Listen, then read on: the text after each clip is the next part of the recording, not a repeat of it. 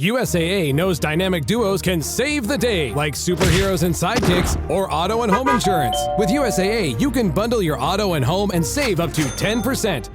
Learn more and get a quote at USAA.com/bundle. Restrictions apply. Raise the rudders! Raise the sails! Raise the sails! Captain, an unidentified ship is approaching. Over. Roger. Wait, is that an enterprise sales solution? Reach sales professionals, not professional sailors. With LinkedIn ads, you can target the right people by industry, job title, and more. We'll even give you a $100 credit on your next campaign. Get started today at linkedin.com/results. Terms and conditions apply. The McDonald's snack wrap is back. You brought it back. Ranch snack wrap. Spicy snack wrap. You broke the internet for a snack. Snack wrap is back. Ba-da-ba-ba-ba. With a major selection of the looks your kiddos love starting at just $4 in the Walmart app, a new school year means a stylish new them. Who knew? Find skater skirts and Crocs that say, I'm casual but cool. Sparkly sneakers that say, it's my classroom, you're just learning in it. And preppy polos that say, I'm the teacher's pet, even if they're mommy's menace at home. Find their favorite styles starting at just $4 in the app. The Walmart you thought you knew is now new. Gatorade is the #1 proven electrolyte blend designed to hydrate better than water.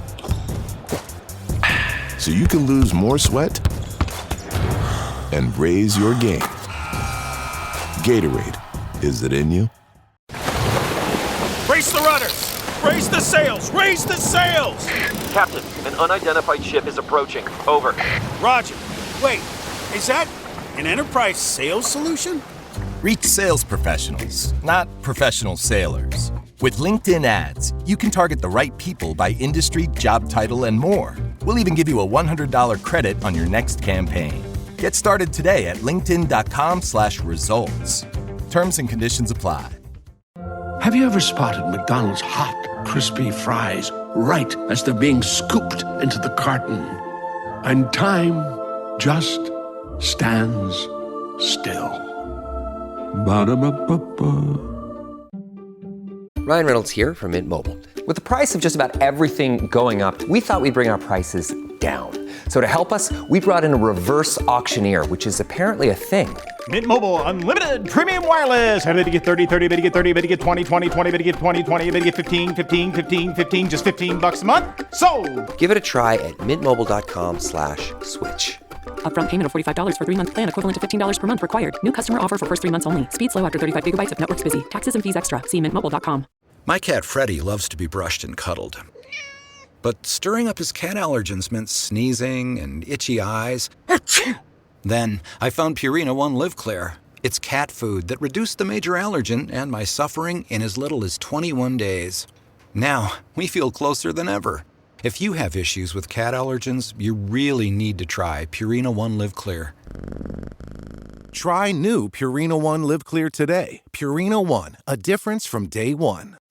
This episode is sponsored by Friskies, who would like to tell your cats hi. Now, if that didn't get your cat's attention, there is one thing that always does the trick. Just pour some Friskies crunchy food in the bowl and you'll hear those paws come running. Works every time. With so many Friskies choices, you can always bring your cats running from their secret napping spots. There's always more to explore. See for yourself at friskies.com or visit your local store. AI is moving fast. So fast, it's hard to keep up. In fact, in ServiceNow's latest AI Maturity Index, scores dipped 20% from last year. But that's okay, because AI isn't a sprint, it's a marathon. You may be behind today, but tomorrow you could be a pace setter. Dive into ServiceNow's AI Maturity Index and see how you can innovate as fast as your ambitions. Visit servicenow.com/AI maturity. Jif peanut butter. It's that jiffing good, it doesn't really need advertising. So instead, enjoy the calming sounds of the ocean. Jif. Ooh, it's that jiffing good. Get your Jif at Jif.com. This episode is brought to you by Hyundai. Get into the Hyundai Getaway Sales Event and get away with a deal so right, it almost feels wrong. Because right now, you can save big on their most popular models, including SUVs like the Hyundai Santa Fe and Santa Fe Hybrid, and the all-electric Ioniq 5 and Ioniq 6. The Hyundai Getaway Sales Event. Visit HyundaiUSA.com. Offers end September 2nd, 2025. This episode is brought to you by GM Genuine Parts and AC Delco. Get the most out of your vehicle with GM Genuine Parts and AC Delco original equipment. The only parts designed, engineered, tested, and backed by General Motors. You can find your perfect fit for most makes and models and choose from 3 tiers of parts, including GM OE or gold and silver aftermarket parts. Visit gmparts.com for more information. Here at the Almond Joy Factory, where tropical vibes abound, we use soft, fresh-tasting coconut. The crunchiest almonds and delicious chocolate candy. Ah, but do you know what our most important ingredient is? Sometimes you feel like a nut. Sometimes you don't. Almond Joy's got nuts and something even way better than that. Yes, Almond Joy is made with almonds and joy. Everyone who works at Starbucks, full or part-time, gets stock in our company, simply for being part of our company. That's why we call our employees partners, because when Starbucks succeeds, our people do too. And that success turns into down payments, family vacations, and so much more. At Starbucks, benefits like company stock are just the start. Learn more about how we support partners at starbucks.com/partners. Are your business expenses playing hide and seek? With Uber for Business, the small spends that slip through the cracks, like rides and meals, go right where you need them. Because it integrates with leading expense platforms, you can say goodbye to surprise costs, missing dollars, or chasing receipts. Everything's track downable. Uber for Business. Make small steps that make a big impact. Learn more at uber.com/small steps. This episode is brought to you by Liquid IV. When you hydrate with Liquid IV, you're powered by HydroScience. HydroScience is Liquid IV's science-backed formula with an optimized ratio of electrolytes, vitamins, and nutrients. Experience great-tasting hydration for mental clarity, physical endurance, and overall well-being. Sip into something that up-levels every moment. Liquid IV. Tear, pour, live more. Visit us at liquidiv.com. Learning through play starts with Lego Duplo. With Lego Duplo, toddlers can develop real-life skills while having fun with colorful bricks made just for them. Large, easy to grip, and safe to explore. When children express themselves with Lego Duplo, they build patience, problem-solving, and empathy. See your child learn perseverance and self-expression with everything they imagine and create. Visit lego.com/preschool to learn more. Welcome to the HCI family of podcasts. We're your source for personal, professional, and organizational growth and development. We share our own original research, explore industry trends, and interview executives and thought leaders from across the globe. Join us for practitioner-oriented content around all things leadership, HR, talent management, organizational development, and change management. Maximize your personal and organizational potential with the HCI family of podcasts. Hey, it's Ryan Reynolds here from Mint Mobile. Now, I was looking for fun ways to tell you that Mint's offer of unlimited premium wireless for $15 a month is back. So I thought it would be fun if we made $15 bills. But it turns out that's very illegal. So there goes my big idea for the commercial. Give it a try at mintmobile.com/switch. Upfront payment of $45 for 3-month plan equivalent to $15 per month required. New customer offer for first 3 months only. Speed slow after 35 gigabytes if network's busy. Taxes and fees extra. See mintmobile.com. Cameron Herold, welcome to the conversation today. Hey, Jonathan. Thanks for having me. Appreciate it. It is a pleasure to be with you. You're joining us from South Africa. I'm south of Salt Lake City in Utah. A big time difference for us. Today, we're going to be talking about evolving your team so that it doesn't need a tiebreaker. I'm super excited to unpack this idea with you, really intrigued by it. And we're going to have such a fun conversation. As we get started, I wanted to share Cameron's bio with everybody. Cameron Herold has decades of experience in operations, scalability, company culture, and so much more. Cameron is founder of the COO Alliance and the Invest in Your Leaders course, is known as the CEO Whisperer for helping top businesses like Sprint Telecom and Middle Eastern Monarchy double their profits and revenues within 3 years. Starting his entrepreneurial journey early, Cameron built two $100 million companies by the age of 35 and later drove 1-800-GOT-JUNK growth from 2 million to 106 million in revenue and from 14 to 3,100 employees in just 6 years. He's a captivating speaker, has spoken in 26 countries across 7 continents, including Antarctica. I'd love to hear more about that, and is a top-rated lecturer. There's so much more. I could talk all day about all the cool things that you've done. I'm going to pause there, though. Anything you would like to highlight about your background before we dive on in? I'm a dad and a loving husband. That's probably all the stuff I've got to the bio that matters. Most important things, right? There you go. Yeah. Very good. So first off, this isn't what we're talking about really, but tell me about speaking on Antarctica. Yeah, and let me just add something really quickly. It's funny. I was talking to my 2 kids about this about 7 or 8 years ago. I said, if your friends ask you, what does your dad do? I don't want you to be saying things like, I run the COO Alliance, or he's an author, a speaker. None of that stuff matters. I want you to say that I'm a traveler, that I'm a global traveler, that I cross off bucket lists, that I go to festivals, that I'm, love hiking and I love skiing and I love golfing and cooking. I want you to tell them about my hobbies and my passions, not what I do to make money. So that's become a very big focus for me. And I think for many leaders, we've lost sight of what really matters, because at the end of the day, that is what really matters, right? This is just what we do to make money. The speaking in Antarctica, I have been paid to speak now in 29 countries, which is crazy. And years ago, I had thought I was going to pull together a trip of CEOs to actually go to Antarctica as a way to cross off, that I've been spoken in 7 continents. And I was talking to a CEO about it. He goes, I'm actually running a trip for a bunch of CEOs next year. Why don't you come and I'll pay you to be a speaker and you can come with us? And I was like, nice. That would be amazing. So we went. It was 3 years ago now, and we had the first silent disco in history on Antarctica.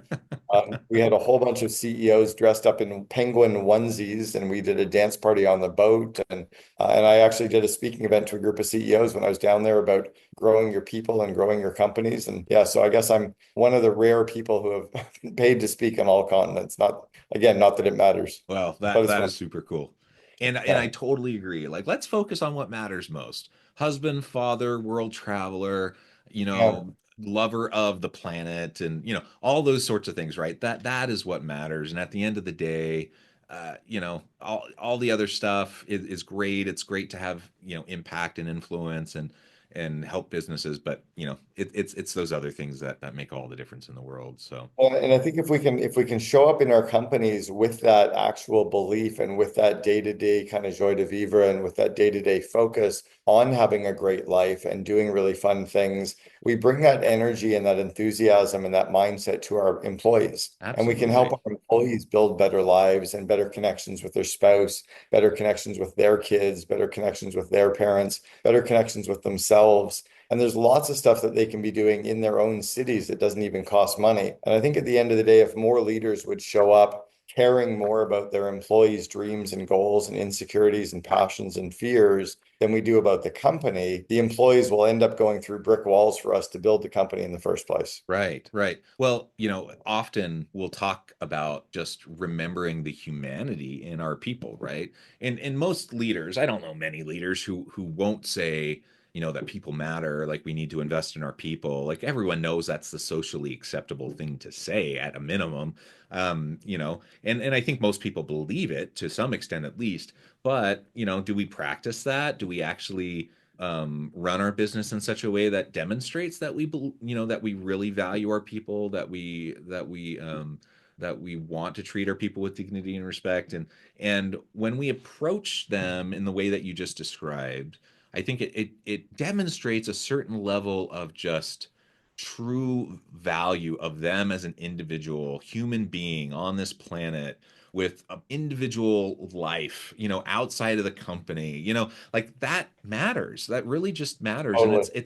it's not common, in the business world. It's really not, it's sad. It's one of those things. I've heard a comment recently, and it's strong opinions loosely held. And I think all leaders have a strong opinion that we should care about their people, and they don't do anything about it. They're focused on the number, they're focused on payroll, they're focused on tariffs, they're focused on, growth, they're focused on the metrics and the dashboards. And they forget that if they could flip the org chart upside down and obsess about caring about their people and building up their confidence, their competence, and their connections, those people would get more results for them. So I think it's very common when you find the very top 5% or top 2% of companies, the true best companies to work for, the true best managed companies, they absolutely show up that way. But the reality is average is horribly average, and then less than average is, like as an example, in the United States, I think there's something like 15 million companies in the United States. So that means 7.5 million companies are worse than average. And about another 6 million are only in the kind of top quartile. It's really to be in the top 1 or 2%, you've got to be a pretty special leader. But I think more people could be if they would recognize that A, it's more fun, and B, you get a lot more results when you show up that way. There's a fun saying I heard years ago, and it's that the CEO is the chief energizing officer, not the chief executive officer. And what's that energy that we can infuse as any real leader into the organization? Yeah, I really, really like that. And it sometimes maybe it does seem counterintuitive. And I get it. Like you just get caught up in the grind, the day to day. You're trying to make payroll. You're putting out fires, and you can quickly, regardless of best intention, you can lose sight of what really matters in investing in your people. And like you said, flip the pyramid upside down, obsess over your people, invest in them, pour in them, develop them. They will bust through brick walls for you. Like you said, outrageous results for the company. All of that will happen, but it's hard. It can be hard in the day-to-day grind, right? To make sure that you're doing that and prioritize that when hard things happen and you're having to respond to emergencies and whatever. So you do have to have a commitment to it, and make sure that you do that consistently. And that's where a lot of people, despite intention, kind of fall short, right? Yeah, you need to have a commitment, and you need to have the skill set to do it. But when you go through learning, we have this cycle where you go through the unconscious incompetence, right? That we don't know we're not good at it. And then you go to conscious incompetence, which is like, oh, I know I'm not good at that. And then you go to the conscious competence, like, okay, I know that I'm now good at this, and then when you really get around the corner, you get to the unconscious competence. Like you and I don't have to think about walking. We've been walking for so long that we just, like, our legs just kind of do the thing underneath us. That's unconscious competence. We don't have to think about running. When a leader can start to build that muscle and build the systems and build the habits to care about people, it just shows up in the day-to-day. It's just the way that they exist. It becomes an unconscious competence. And you notice it with certain people. There's certain people that say please and thank you, that open the doors for others, that look people in the eye when they talk to them. I mean, I was at lunch years ago with a CEO, and a waitress came up and asked us a question. And without even looking up to the waitress, he kind of waved her away and dismissed her and said, no, we're good. And he never took his eyes off me. And I'm like, wow, what a disgusting human you are. I mean, you just dismiss another person. But that's probably the way that he behaves with his leadership team and with his employees and with his suppliers. So I think that unconscious competence we have to get to that stage as a leader. So you have to work at it. You've got to practice it. You've got to get coaching. You've got to do role plays. You've got to hold each other accountable, and you have to build it into part of your day-to-day of running a company. Yeah, absolutely.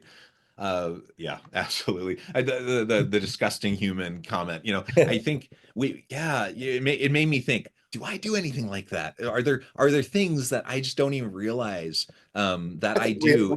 We all do as humans, right? Right. Once in a while, but the key is, can we catch ourselves and go, oh crap, Yeah, right. Can we kind of course correct? It's interesting. I saw my son was about 10 years old, and we were walking down the street in Vancouver years ago, and he walked past a homeless man and he reached into his pocket and pulled out a toonie, which is a $2 coin in Canada, and he dropped it into the homeless person's cup. And I kind of looked at him and I said, Aiden, that's really nice of you. Like, I'm really proud of you for doing that. Like, here I am as your dad, and I was kind of walking by and you reached into your pocket and handed him the $2. I'm really proud of you. And about 1 block later, he paused and he said, Dad, wait a second. And he went running back down the street and he stopped and talked to the man for a minute. And then he came back and I said, what did you do? And I went back to him and I gave him the other $5 that I had in my wallet because I knew that it meant more to him than it did for me. And I asked him to buy some food for himself. And I kind of was like, holy shit, like what a lesson that I just learned from my 10-year-old son. So I think as leaders, we have to keep learning, right? And don't, oh, well, I suck today, so I'm going to suck forever. It's like, no, I suck today as a leader, so I'll get better tomorrow.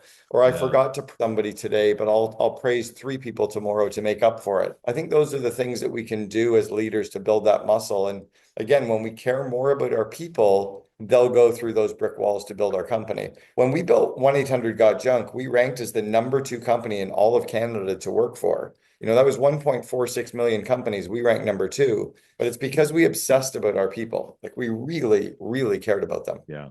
Oh, what a touching story about your son. That's really beautiful. And you're right. Like, we all have those little foibles, right? We all have those little things. Often we're not even aware of them. Hopefully we can become aware of them through self-reflection or having a good, mentor, colleague, someone who can help, kind of point it out to us, who has trust, to share that with us, and just continuous learning, continual development, that we can get a little bit better every day, right? That's what I hope. And I hope people will be gracious and have, enough care and faith in me, and be patient with me so that I can get a little bit better every day. And it becomes a very cognizant decision to do that, right? I think I was speaking to a CEO about 4 or 5 years ago that I was coaching, and the CEO said, we don't really have a culture. And I said, well, then that's your culture. Like, it's beige. And it's not even Martha Stewart beige. It's kind of like boring, nondescript beige. You are horribly average. You're right in the middle of those 15 million companies. But if you want to decide to get better, what could you visualize your company looking at? Like, could you draw or, commit to a vivid vision? And could you describe your company? Could you describe the way that you want to treat people, or the way that you grow people, the way that you foster healthy communication and debate, the way that you get people to interact on a day-to-day, the way that you get people to call each other out and call each other out and support the core values and praise each other to success? Can you craft that culture and then figure out how to make it come true? And he said, yeah, I guess we could. So that was the journey that we went on. His coaching was turning this very beige kind of meh company into a best place to work, right? And it becomes a very cognizant decision to get there. Yeah, absolutely. You'll always have a culture. So it's a question of whether it's going to be purposeful and proactive in developing what you want it to be, or if it's just going to kind of whatever, become something and often not terribly positive. Tell me the one teacher that you had, and I'm sure you had at least one, but tell me one teacher that you had growing up in school that created a fun classroom. Do you remember the one you had? You must have had one, right? Yeah, like elementary, or like young kid, or like college. Any age. Like, I had a guy grade 7 who was a Mr. Mayhew. Why I would remember his name from 1977. Yeah. Mr. Mayhew, the French teacher, and he would stand with his back to the chalkboard. He would throw a piece of chalk over his shoulder, and if he landed it on the ledge, everybody in the class got a candy. We loved going to Mr. Mayhew's class. That's awesome. Yeah. I remember a teacher from 7th grade, a history teacher. Man, he was sure good at making history come alive. And he would start every class with like the dumb, like, dad joke. I didn't know them as dad jokes back then, but they were just dumb jokes. But they're like, everyone loved them, thought they were hilarious, and he was super approachable. Like, everyone just kind of felt like they were safe and at home in his class. Everyone, even kids who maybe didn't feel particularly at home at school.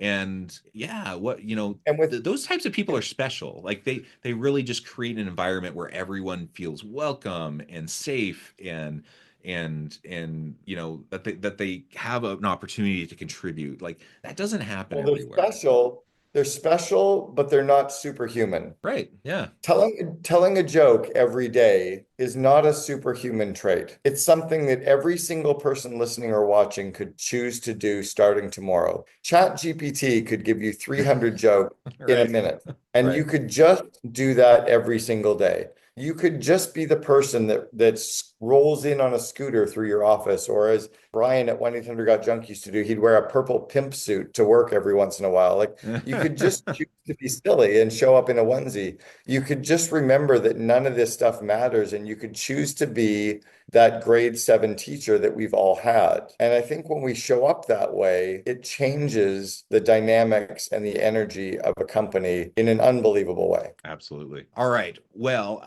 we're about halfway through our conversation, and we haven't really gotten to this tiebreaker idea, and I'm still really intrigued by it. And I want to talk a little bit more about that. Tell me what you mean by that, evolving your team so that it doesn't need a tiebreaker. What does that mean to you? Well, there was a book written about 15 years ago called Traction. It was written by a guy named Gino Wick, who created the Entrepreneurial Operating System, EOS. I'm good friends with Gino. We've been in a couple of CEO masterminds together. And in the book Traction, he says that the integrator, right, who is the second in command to the CEO, basically the COO of the company, that COO or that integrator should be the tiebreaker in all decisions. Meaning that if you've got 5 or 6 people on your team and they can't come to a decision, the integrator, the COO, gets to break the tie and make the decision. I say no. And the reason I say no is very similar to in our home growing up. Remember when we were kids and our mom or dad said, because it's my house, or it's my, it's my house and you have to do it as kids we're like, F you. Like this is like, at some point, that's not enough of a good reason because it's your home. And that's kind of the tiebreaker role. What works better is to sit down and reason with them or have a healthy debate. Listen to your kid, get your kid to listen to you, have a really good discussion, talk about your family core values and your family budget and what's happened, like to come to a consensus. So what I like to do is to have the second in command and all of the leaders get really good at creating an environment of good, healthy debate for the good of growing the company, for the good of hitting the company's goals, for the good of making the company's vivid vision come true, for the good of making the BHAG come true, for the good of driving the flywheel forward, but having good, healthy debate, not to be right, but to propel the company in the right way. And if you build a team that way that can argue and debate and pull out facts and pull out figures and listen to the others on the team so that at the end they can all go, you know what, we've all listened and we can as a group make a decision. That's better than having the tiebreaker who goes, yeah, because I said so, because I have this tie-breaking seat. And everybody walks away going, I didn't really feel heard. I don't really agree. Oh, we got to do what so-and-so said again. So that tiebreaker mentality inside of a company takes your company back down to the average very quickly. But growing leaders who can have good debate, who can, it's kind of like politics, sadly, in North America. So I've been to 58 countries in the last 4 years. My wife and I have been nomads for the last 4 years traveling. You go around the world and people will argue politics with each other and they stay really good friends. They argue for the sake of debate. But in North America, it's become like, oh, you're such a Republican, you're such a Democrat. It's like, no, I just want a burger. This isn't a Republican. Like, I merely want to have pizza tonight. Like, how come cheering for the New York Yankees became a Republican or Democrat thing? Like, what? We've kind of lost our minds and we've lost the ability to have good debate. And if you bring that into your company as a skill where you listen to each other, but you debate for the good of those things, right? Core values, core purpose, BHAG, vivid vision, the goals, then everybody walks out of the room going, that was amazing. I got to say my piece and I got to listen to everybody else's and we all made a decision. It wasn't mine, but what the hell? It feels pretty good after we listened. Yeah, I love that. That's what I mean. Generating the buy-in, like getting people on board. People are going to be way more committed to the decision. It can take a little bit more time and energy up front to go through that process, right? To have those conversations, to have the debate, go through the ideation. It can feel like you're saving time on the front end by kind of shortchanging those conversations and then just having someone authoritatively making the decision or having the tiebreaker or whatever. But on the back end, it usually takes a lot more time and effort, right? Because people aren't as on board, the change initiatives don't take hold, or whatever the case may be. You just don't have the same level of commitment, enthusiasm, energy behind whatever the decision is. You just don't. Exactly. Now, there's a caveat to what I say. What I'm not suggesting, I'm not saying that we build a bit of a kumbaya group hug culture where everybody has to be involved in every decision. That's not what I'm saying. I'm not saying that if you have a 500-person company, that all 500 people get involved in every single decision, but the people at the table. So it's up to the person who's booking the meeting to decide who you're bringing in, and then making sure that all of those people have a voice, that all of those people get heard. But if you're not willing to listen to somebody's facts and figures and feelings around something, then why did you invite them in the first place? So bring in only the people that need to be there to make the decision, create an environment that has all those people able to talk and discuss it. You can do it all very quickly, but at least you do it in an environment that feels healthy, and it feels like you're doing it, again, for the good of the core values, the core purpose, the BHAG, the vivid vision, the goals, right? You're doing it to move the organization forward. And I learned something about that from a marriage coach I was working with years ago.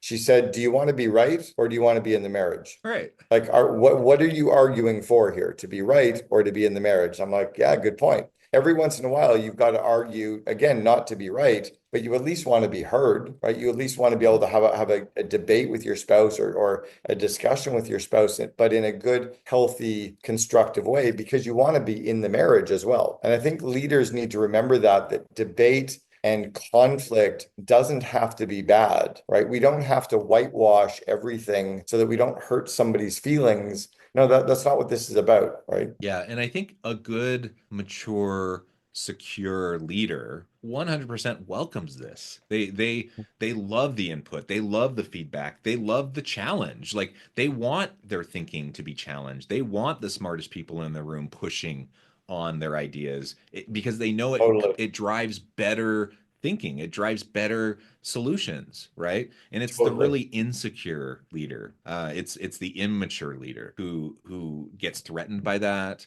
who wants yes people around them, sycophants around them, who that's the environment where maybe they feel a little bit more comfortable, but it's going to produce worse outcomes. You're going to have worse decisions. You're going to have crummier products and services. You're going to have worse, results for your people. And there's not a single A player out there that wants to work in an average environment where we don't get to have that level of discourse. At Google, they say, I don't care what you feel. I want to know the data. They want to know that you're bringing data to support your argument versus just a feeling, right? I want to know your thoughts, but I also want to know the data. And I think that's important to kind of bring that into that organization. But yeah, A players really want to have the good debate because they want to build something good. They want to be fighting for the good of the company, but they don't want to just argue for the sake of arguing, right? They don't want to just argue to be right. That's not what they're in this for. Imagine a hockey player, a football player, a baseball player, a basketball player arguing with their teammate just to see who's the better basketball player. No, they want to push to have the better result so they can win the championship, right? Right. Yeah. Well, Cameron, this has just been a fantastic conversation. I know we've only scratched the surface. There's so much more to be said, but I know at the time I've already kept you longer than I should have, but I need to let you go. Before we wrap things up for today, I wanted to give you a chance to share with the audience how they can connect with you, find out more about your work, and then give us a final word for today. Sounds great. Yeah, I've written 6 books. I run a podcast called the Second in Command Podcast. I have an online training called Invest in Your Leaders. I run a mastermind community called the COO Alliance. And then all of that information about me, my books, everything is on CameronHerold.com. And it's HEROLD. So CameronHerold.com. It's all up there. But at the end of the day, I guess my final word is to remember that none of this stuff actually matters. I got a tattoo about a year ago right here on my arm, and it's a Hindi. Well, it's actually written in Hindi, but it's a saying by Ram Dass that says walking each other home. And it's a reminder that we're just walking each other home, right? At the end of the day, we're all going to die. None of this stuff matters. Let's enjoy the journey. let's enjoy spending time with our people, and let's just take care of each other along the path. Beautiful. I love it. Thank you so much, Cameron. It's been a real pleasure. I encourage the audience to reach out, get connected, find out more about what Cameron can do for you. Check out his website, all the wonderful books and resources, all the wonderful, thoughtful materials that he has for you. And as always, I hope everyone can stay healthy and safe, that you can find meaning and purpose at work each and every day. And I hope you all have a great week.